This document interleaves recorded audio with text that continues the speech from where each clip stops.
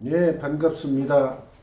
오늘 날이 화창하고 기온이 많이 올라서 초여름 날씨를 보이고 있군요. 이 유튜브를 통해서 동영상 설교를 들으시는 분들에게 하나님의 크신 은혜와 사랑이 함께 하시길 바랍니다. 오늘은 고린도후서 6장입니다. 6장에는 하나님의 일꾼이 어떻게 해야 되는지에 대해서 나와 있습니다. 우선 여기에서 맨 마지막에 나오는 항상 그 결론이라 그럴까요? 결론은 맨 마지막에 나오는 경우가 많고 처음에 나오는 경우도 있습니다. 여기에서도 보면 너희에게 아버지가 되고 너희는 내게 자녀가 되리라. 전능하신 주의 말씀이니라 하셨느니라. 하나님의 크신 목적은 뭐냐?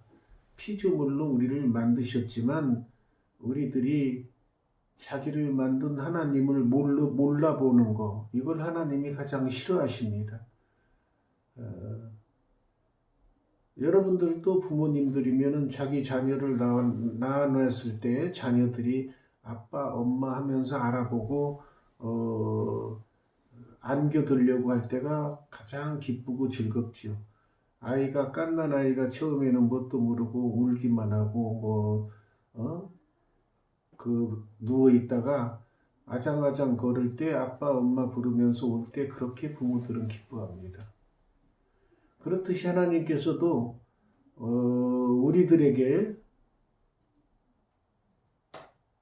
하나님께서 우리를 피조물로 만들어 놓으시고 우리에게 원하시는 것은 뭐냐면 우리가 자기를 만든 주인 하나님을 하나님이라 부르면서 아장아장 걷지는 않더라도 하나님께 자꾸 안기려고 하는 자녀로서의 부모를 사랑하면서 그 부모 품에 자꾸 안기려고 하는 것, 이걸 하나님이 기뻐하셔요. 그래서 너희에게 아버지가 되고 너희는 나의 자녀가 되리라. 전능하신 주의 말씀이니라. 하나님의 핵심은 바로 우리 인간들이 하나님의 자녀로서 예수 그리스도를 통해서 죄사함을 받고 이제 죄사함을 받은 상태에서 우리가 하나님의 자녀가 되는 그런 권세를 받았는데 그 다음부터는 이제 우리가 하나님을 아버지라 부르고 아버지 아버지 하면서 친근하게 다가가서 나의 모든 속에 있는 것도 다 아뢰고 내 걱정 근심도 다 말씀드리고 하나님께 모든 걸 상의하고 또 내가 부족한 것이 있으면 하나님께 간구하고 이런 걸 하나님이 기뻐하셔요. 하나님께서 물론 알고 계셔요. 우리에게 필요한 거. 필요한 거 다 알고 계시고 우리가 구하지 않아도 필요한 거 채워주시지만 우리 속담에 그런 말이 있잖아요. 우는 애기 젖준다. 그 육적인 생활이나 영적인 생활이나 똑같아요. 다 알고 채워주시지만 자꾸 와서 부르짖고 자꾸 부르짖으면 하나님께서 더 빨리 응답해 주시고 더 가까이 생각하시고 그래서 성경에도 그런 말씀이 나오잖아요. 한 불의한 재판관. 자기하고 아무 상관도 없고 불의하다고 하는 재판관은 뭐냐면은 정의와 공의를 모르고 요즘 말로 속된 말로 하면 뭐나 갖다 줘야 자기한테 유리한 쪽, 그 사람에게 유리한 쪽으로 재판하는 그런 속된 재판관이었겠지요. 이 가난한 과부는 뭐 가진 것이 아무것도 없어요. 그런데 맨날 가서 억울한 사정을 해결해 달라고 자꾸 얘기하니까 귀찮아서 나중에는 소원을 들어줬다는 내용이 성경에 나오죠. 그건 비유예요. 비유로 끝나는 게 아니라 우리 아버지 하나님께서도 우리가 필요한 것이 있으면 귀찮을 정도로 자꾸 간구하는 거, 그게 필요하다는 거예요. 사람이 물론 평안하고 평안 가운데 지나는 것이 솔직히 말씀드리면 가장 큰 복이에요. 예수 믿는 자녀로서 매일매일이 평안하고 화평한 생활하면 그것이 최고의 신앙생활입니다. 그런데 인간이 살면서 맨날 그런 날만 지속되는 건 아니에요. 날씨도 여러분들 맨날 화창하고 맑은 날만 계속되는 게 아니라 어떤 때는 비도 오고 구름 끼기도 하고 겨울철에는 눈도 오고 어떤 때는 폭풍우도 불고 그러잖아요. 이 날씨가 그렇듯이 우리의 삶도 똑같아요. 항상 좋은 것만, 좋은 일만 생기는 거, 그런 일생을 살다 간 사람은 한 명도 없어요. 다 고난도 겪고, 힘든 과정도 겪고, 다 겪고 자라요. 겪고 살아요. 그런데 믿는 자와 믿지 않는 자의 큰 차이점은 뭐냐? 다 똑같은 고난을 받지만, 하나님께서는 하나님의 자녀들은 특별히 구별하신다. 구별해서 넘어지나 아주 넘어져서 자빠져서 못 일어나게는 안 하셔요. 하나님의 자녀는 꼭 사랑을 베푸시고 은총을 베푸셔서 다시 일어나서 활동하게끔 움직여 주시는 것이 하나님의 자녀로서의 특권입니다. 일반인들은 그러기가 힘들어. 그 일반인들은 한번 넘어지면 막 피폐해져가지고 완전 망하는 그런 사람들이 많지만, 하나님의 자녀는 결코 하나님께서 망하도록 놓아두시지 않는다는 것. 그것이 믿는 자의 특권입니다. 그렇기 때문에 여러분들은 혹시 어려운 일을 당하거든 능력 많으시고 이 우주 만물을 창조하신 전지전능하신 하나님께 간구하세요. 그러면 다 해결해 주십니다. 왜? 하나님은 우리가 힘들 때 부르짖기를 원하셔요. 그래서 아버지 살려주세요. 그러면은 어느 아버지가 안 살려주겠어요? 다 살려주셔. 그렇기 때문에 우리가 항상 하나님을 아버지라 부르고 살아야 됩니다. 그러면 오늘 이제 1절서부터 한번 살펴보기로 하겠습니다. 우리가 하나님과 함께 일하는 자로서 너희를 권하노니 하나님의 은혜를 헛되이 받지 말라. 우리가 하나님과 함께 일하는 자다. 물론 여러분들은 그런 말씀을 들으면 저거는 뭐 목회자들이 하는 얘기야. 대부분 그렇게 생각하고 또 맞습니다. 대부분 목회자들은 하나님과 함께 일합니다. 물론 성도님들 중에도 특별히 은사를 받아서 하나님과 함께 일하는 사람이 있지만은 그래도 대부분은 성도님들은 양으로 표현하죠. 성경에서 목사님들은 목회자들은 또 예수님을 대신해서 목자로 표현하고, 그래서 베드로에게 세 번째 말씀하신 것이 뭐예요? 네가 나를 사랑하느냐? 네, 사랑합니다. 네가 나를 사랑하느냐? 네, 사랑합니다. 네가 나를 사랑하느냐? 사랑합니다. 그러면 내 양을 먹이라. 내 양을 먹이라. 양들에게 먹이는 거 뭐 영의 말씀이에요. 영의 말씀, 하나님의 말씀을 먹여라 그 말이에요. 그래서 하나님의 은사가 열 몇 가지가 나오는데 그 은사는 다 한 사람에게 몰아주는 건 없어요. 하나님께서 그 사람의 받은 은사가 다 달라요. 그렇지만 사람 몸뚱아리하고 비교할 수가 있죠. 손과 발, 눈, 코, 귀, 입이 있듯이 그게 하나라도 잘못되면은 사람이 불편하기 짝이 없어요. 저도 귀가 잘 안 들리니까 보청기를 매일 아침에 끼고 저녁에는 빼놓고 자고, 그리고 누가 얘기할 땐 잘 안 들려. 그래서 큰 소리로 얘기하라고 하면 또 상대편이 큰 소리로 얘기하고, 큰 소리로 얘기하다 보면은 또 다른 사람이 들을 때는 싸우는 걸로 알고, 그렇게 우리 손녀도 가끔 와서 저하고 이제 집사람하고 같이 이제 대화를 하다 보면 제가 평소에는 빼놓고 있거든. 이게 끼고 있는 게 굉장히 이질감이 있어가지고 힘들어요. 그래서 나와서 활동할 때는 할 수 없이 끼고 있지만 집에 있을 때는 빼놓고 있습니다. 그럼 잘 안 들리니까 뭐라고 하면 서로 목소리가 커지잖아요. 그러면 손녀는 와서 또 싸우는 줄 알고 싸워. 처음에는 지금은 이제 조금 적응이 돼서 그렇지만 처음에는 싸우는 걸로. 그만큼 우리 몸도 한 기관이 잘못되면 그렇게 힘든 생활을 하게 됩니다. 그렇듯이 교회에도 여러 가지 직분이 있어요. 그래서 목회자들도 여러 직분이 있어요. 받은 은사가 다르고. 그래서 어떤 목회자는 막 부흥 강사로서 막 다니면서 죽어가는 영 살리고 예수 믿게 하는 그런 은사를 받은 목회자가 있는가 하면, 어떤 목회자들은 아주 말씀을 잘 요리를 해서 육의 재료를 가지고 요리를 잘해서 사람들에게 맛있는 요리를 먹이듯이 영의 말씀도, 하나님께서 주신 영의 말씀, 성경 말씀도 잘 풀어서 양들에게 잘 먹이는 그런 은사를 받은 목회자도 있고 목회자들도 받은 은사가 다 다릅니다. 똑같지 않습니다. 예. 그래서 여기서 보면은 하나님과 함께 일하는 자는 다 똑같아요. 일하는 거 하나님께 일하는. 너희를 권하노니 하나님의 은혜를 헛되이 받지 말라. 우리가 항상 성경 말씀을 묵상할 때에 그냥 읽고 넘어가는 경우가 많이 있어요.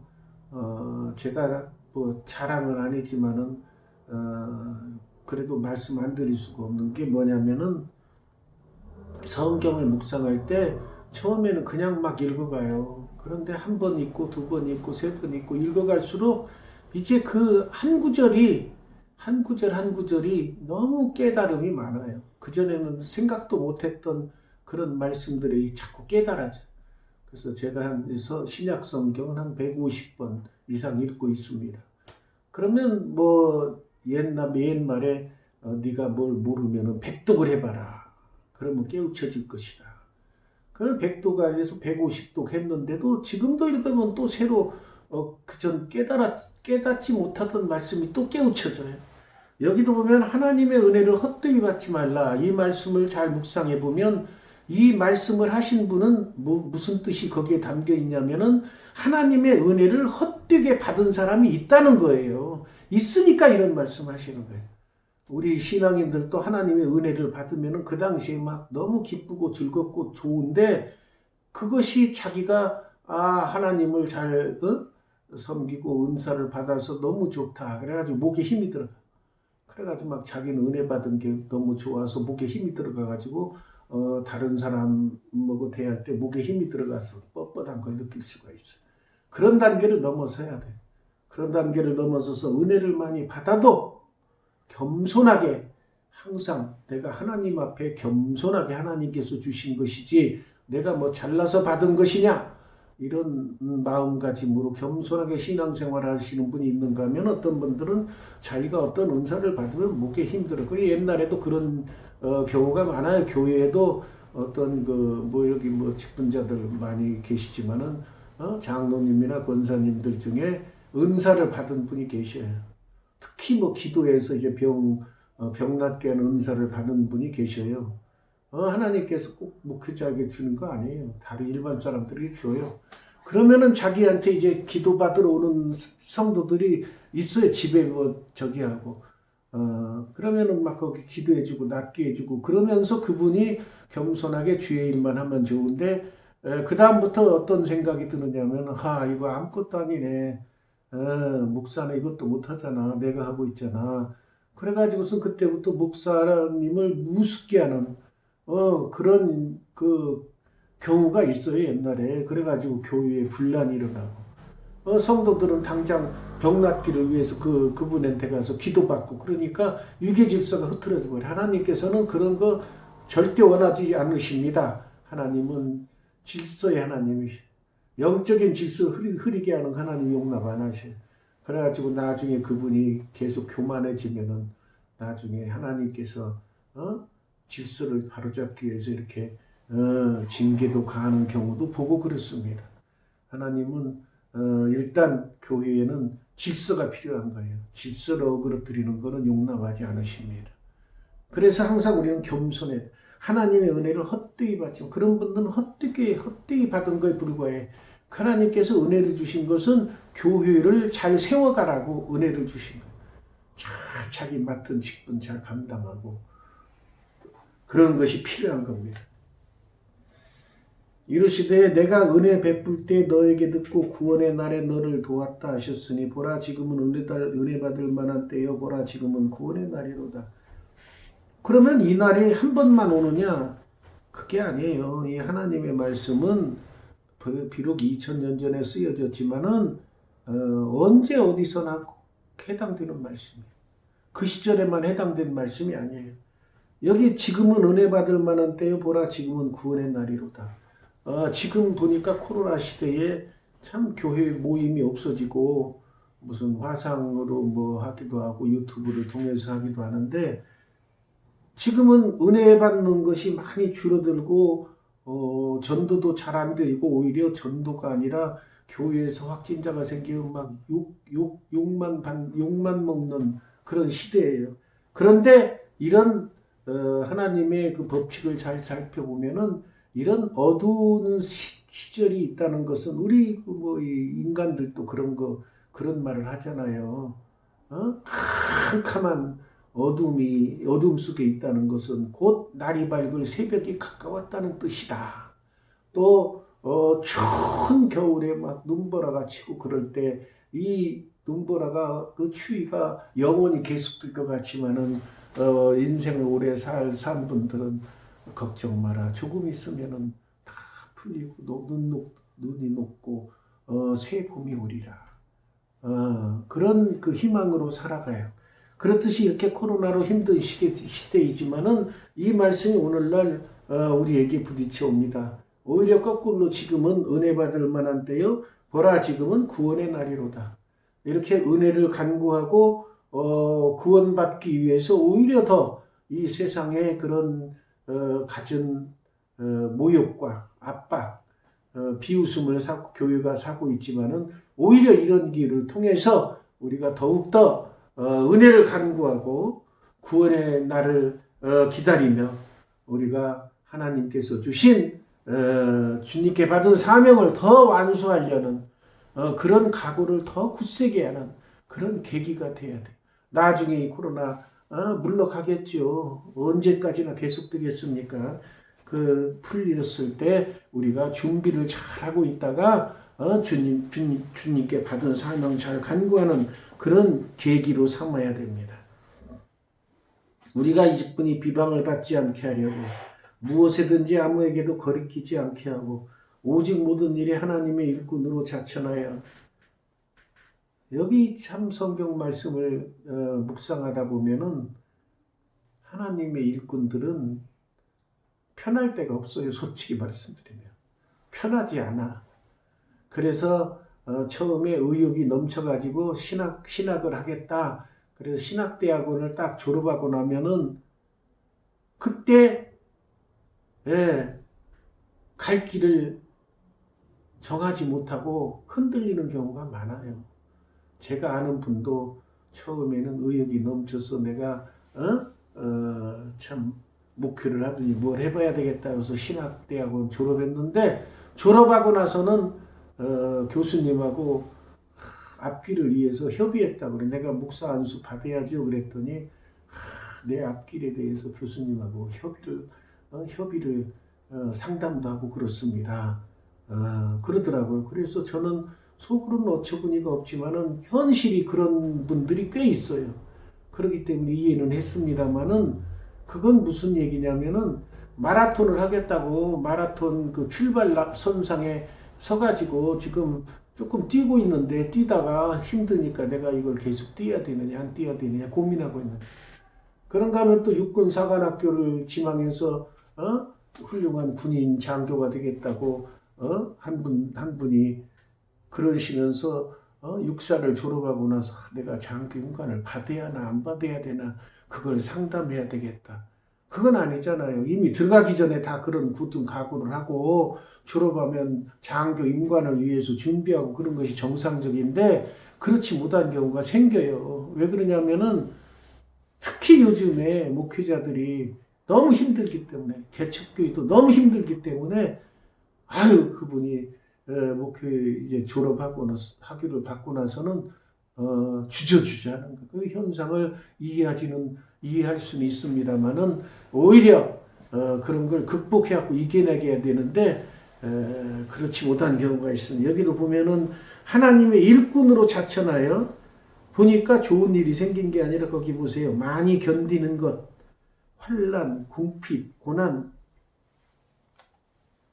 매맞음, 갇힘, 난동, 수고로움, 자지 못함, 먹지 못함 가운데서도 깨끗함과 지식과 오래 참음과 자비함과 성령의 감화와 거짓이 없는 사랑과 그렇게 힘든 일은 다 당하면서도 나는 거기에 대해서 뭐 화내거나 뭐 힘들다고 고백하는 게 아니라 오히려 거꾸로 깨끗함과 지식과 오래 참음과 자비함과 성령의 감화와 거짓이 없는 사랑과 진리의 말씀과 하나님의 능력으로 의의 무기를 좌우해 가지고 영광과 욕됨으로 그라하였으면 악한 이름과 아름다운 이무 그런 우리는 속이는 자 같으나 참되고 그러니까 그런 어려움과 고난이 오는데 그런 어려움과 고난이 올 때에 우리는 더욱더 성숙된 그리스도인의 성령의 열매를 맺고 성숙된 그리스도인으로서 살아가야 된다는 그런 말씀을 여기 해주시고, 그러니까 하나님의 일꾼, 제대로 된 일꾼 되기가 쉽지 않다는 거예요.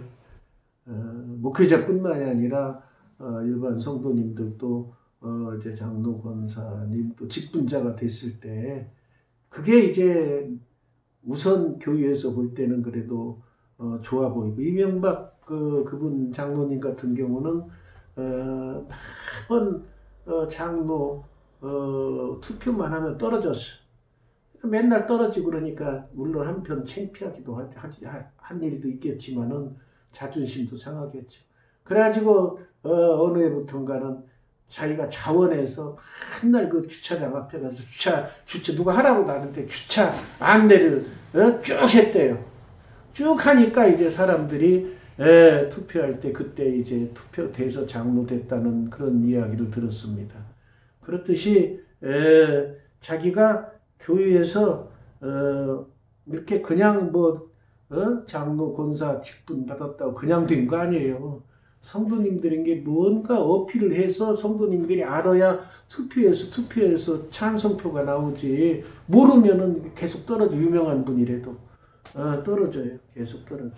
그래서 직분을 잘 감당할 수 있는 것이 굉장히 쉬운 것 같지만 어려워요. 참 정말로 장로의 직분, 권사의 직분 완수하는 게 쉬운 건 아니에요. 처음에는 참 교회에 있다 보면은 부럽습니다. 맨 처음 출신자들이 교회 가 보면은 장로, 권사는커녕 집사, 또 뭐 집사 되기 전에 권찰만 돼도 막 부러워가지고 나는 저런 온데 권찰 되나 그러잖아요. 그 부러운 거 있어요. 그렇지만 한 단계 한 단계 이제 부러워서 올라가서 이제 직분 받고 그러는데, 그렇게 됐을 때 항상 참 성도님들에게 은혜를 끼칠 수 있는 그런 자리가 돼야 됩니다. 우리는 속이는 자 같으나 참되고 무명한 자 같으나 유명한 자요, 죽은 자 같으나 보라 우리가 살아있고 징계를 받는 자 같으나 죽임을 당하지 아니하고. 참된 신앙인들은 솔직히 어떤 경우에 보면은 연약하고 나약하다고 세상 사람들이 이야기할 때가 있어요. 그래서 어떤 사람들이 보면은 참 예수 믿는 사람들이 제대로 신앙생활 하시는 분들이 속이는 사람으로 보일 때가 있어요. 그런데 주님을 위해서 자기가 희생 봉사하다 보면은 그런 오해를 받기도 하고, 무명한 자 같으나 하나님이 보시기에는 유명한 자고, 죽은 자같이 참 죽어 지내는 사람이고 겸손하게 항상 자신을 낮추고 낮게 살아가는 것 같은데 하나님이 보시기에는 살아있는 자, 그게 살아있는 자. 징계를 받는 것처럼 맨날 그 사람의 삶은 힘들어. 조금 있으면은 막 어려운 사람 갖다 주고, 자기 집에는 아무것도 없어 맨날. 그리고 시간만 나면 자기 자녀 돕는 것보다도 다른 집, 어려운 집 가서 도와주고 있고. 그러니까 어떻게 보면은 그게 참 너무 심하게 다른 사람만 위해서 살고 자기 자녀들, 자기 가족들은 돌보지 않는 거. 이것도 좋은 건 아니에요. 자기 가족들도 돌봐야 돼요. 자기 가족들도 하나의 이웃입니다. 내가 아니잖아요. 내 이웃도 내 이웃이고 내 가족도 내 이웃이에요. 그렇기 때문에 내 가족도 돌봐야죠. 돌보면서도 시간 날 때마다 이웃도 돌보는 그런 사람이 돼야 되는데 그게 쉬운 것 같아요? 어렵습니다. 신앙생활 하시다 보면 저는 점점 참 신앙생활 횟수가 늘어갈수록 점점 자신감이 생기는 게 아니라 점점 힘들어지고 두려워지고 그래요. 그래서 하나님 이제 내가 살아계시는 동안 참 하나님께 큰 꾸지람 안 듣고 그래도 내가 맡은 일 제대로 꾸준히 하다가 큰 꾸지람 안 듣고 칭찬까지는 바라지 않아. 그냥 큰 꾸지람 안 듣고 그냥 일생을 참 하나님이 너 보기에 괜찮다는 수준까지만 되면은 감사한 걸로 생각하고 요즘에는 그렇게 살고 있습니다. 징계를 받는 자 같으나 죽임을 당하지 아니하고. 남들이 볼 때는 징계받는 것 같아. 왜? 그 사람이 어려워 보니까 맨날 어렵고 힘들고 힘든 일이 생겨. 주의 일하다 보면은 맨날 힘든 일이 생겨요. 안 생기는 게 평탄한 것만 생깁니까? 어떤 때 몸이 아파서 막 쉬고 싶어도 나가서 자기가 맡은 일, 사명 감당해야 되고, 뭐 특별한 일이 있어서 뭐 좋은 일이 있어서 어디 가보고 싶어도 주님께 받은 사명 감당하기 위해서 그거 다 끊어야 되고, 그러지요. 근심하는 자 같으나 항상 기뻐하고 가난한 자 같으나 많은 사람을 부유하게 하고 아무것도 없는 자 같으나 모진 것을 가진 자로다. 아무것도 없어. 육적인 면으로 볼 때는 아무것도 없지만 영적인 면에서 볼 때는 모든 것을 가진 자로다. 그러니까 우리의 관심은 하나님께 두면 하나님께서 나를 어떻게 보실 것인가 그거에 초점을 맞추고 사시면은 이런 일들을 다 감당할 수. 고린도인들여 너희를 향하여 우리의 입이 열리고 우리의 마음이 넓어졌으니 너희가 우리 안에서 좁아진 것이 아니라 오직 너희 심정에서 좁아진 것이니라. 넓은 마음을 가져라. 여기도 그런 마음이에요. 우리 세상 사람들도 좀 원만하게 살아라. 둥글둥글하게 살아라. 넓은 마음으로 포용을 해라. 그런데 그게 쉬운 건 아니에요. 그게. 그렇기 때문에 여기서도 우리 신앙인들도 넓은 마음, 좁은 마음, 넓어진 포용을 하라 그 말이야. 용서해주고 사랑으로 감싸주라는 얘기. 내가 자녀에게 말하듯 하노니 보답하는 것으로 너희도 마음을 넓혀라. 넓은 마음을 가져라. 장경동 목사님이 그 설교 중에 하신 말씀이 저는 기억이 납니다.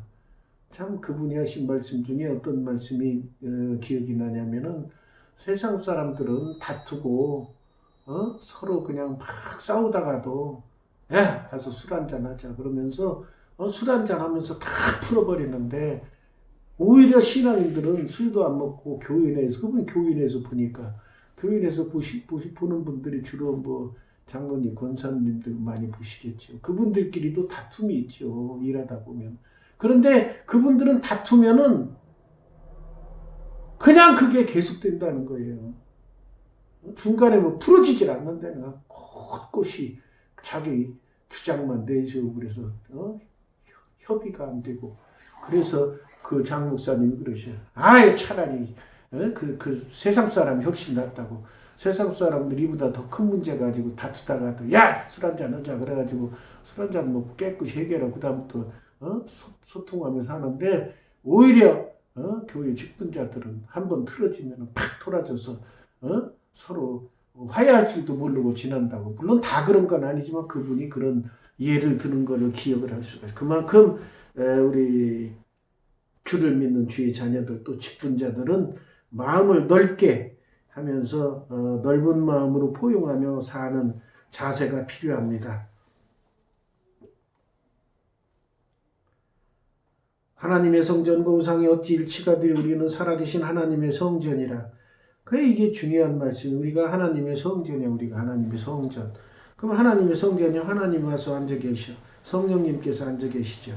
그래서 이 성령님께서 말씀하시는 대로 우리가 그 뜻에 따르는 것이 우리 신앙인들의 기본 자세입니다. 우리 마음에 신앙인이지만 우리 마음에도 육의 속성이 있고 죄의 속성이 살아 있어요. 그래서 바울이 얼마나 그게 힘들었으면 오라 나는 곤고한 사람이로다. 이 힘든 것에서 누가 나를 구원해 줄고 날마다 나는 죽노라. 이 육의 속성을 자꾸 죽이면서 성령님의 생각대로 살아가려고 애쓰는 바울과 같은 위대한 사도도 그런 과정을 겪는데 우리 같은 사람은 당연히 겪지 않겠어요? 육의 속성을 자꾸 죽이면서 하나님의 성령님의 뜻대로 살려고 살아가는 뜻대로 더 살아가려고 하는 것이 신앙인의 삶입니다. 기도하겠습니다.